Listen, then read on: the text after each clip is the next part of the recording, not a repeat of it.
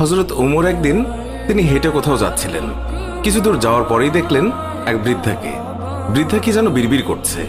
হযরত ওমর তার কাছে গেলেন, তার খোঁজ খবর নিলেন, জিজ্ঞাসা করলেন, আচ্ছা বুড়িমা, খলিফা ওমর সম্পর্কে তোমার ধারণা কি? বুড়ি হযরত ওমরকে আগে কখনো দেখেনি, তাই তাকে সে চিনতে পারেনি।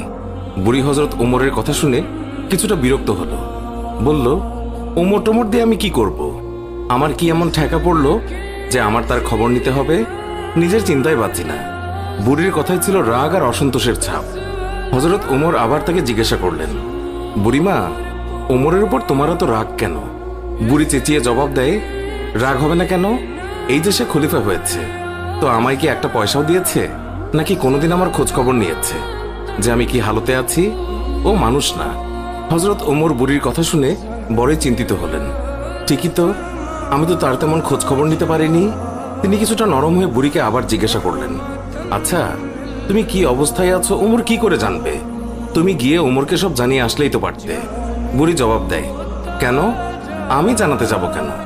ওমরই তো আমিরুল মুমিনিন, সেই তো সবার খোঁজ খবর নেবে, আর এই জন্যই রাষ্ট্রের দায়িত্ব গ্রহণ করেছে। রুক্ষ ভাষায় বৃদ্ধা জবাব দিল।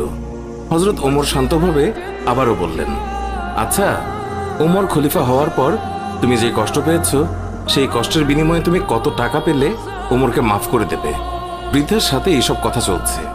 এমন সময় হযরত আলী এবং আব্দুল্লাহ ইবনে মাসউদ রাদিয়াল্লাহু তাআলা আনহু তারা এসে হাজির হলেন। তারা হয়তো কোথাও যাচ্ছিলেন। এসে সালাম দিলেন, আসসালামু আলাইকুম ইয়া আমিরুল মুমিনিন। আগন্তুক দুই ব্যক্তির মুখে আমিরুল মুমিনিন শব্দ শুনে বৃদ্ধা তাজ্জব হয়ে গেল। সে ভয়ে কাঁপতে লাগলো আর ভাবতে লাগলো যে ওমরের সামনে তাকে এত গালমন্দ করেছে। দারুণ অনুতপ্ত হলো বুড়ি। হযরত ওমর বৃদ্ধাকে সান্ত্বনা দিলেন আর বৃদ্ধার হাতে 25টি স্বর্ণ মুদ্রা দিয়ে বললেন, বুড়িমা, তুমি এই চামড়ায় লিখে দাও যে কিয়ামতের দিন ওমরের কাছে আমার কোনো দাবি নেই। বৃদ্ধা তখন তাই করল। চামড়ার উপরে তা লিখে দিল বৃদ্ধা, আর হযরত আলী রাদিয়াল্লাহু তাআলা আনহু সাক্ষী হিসেবে তার উপরে দস্তখত করলেন।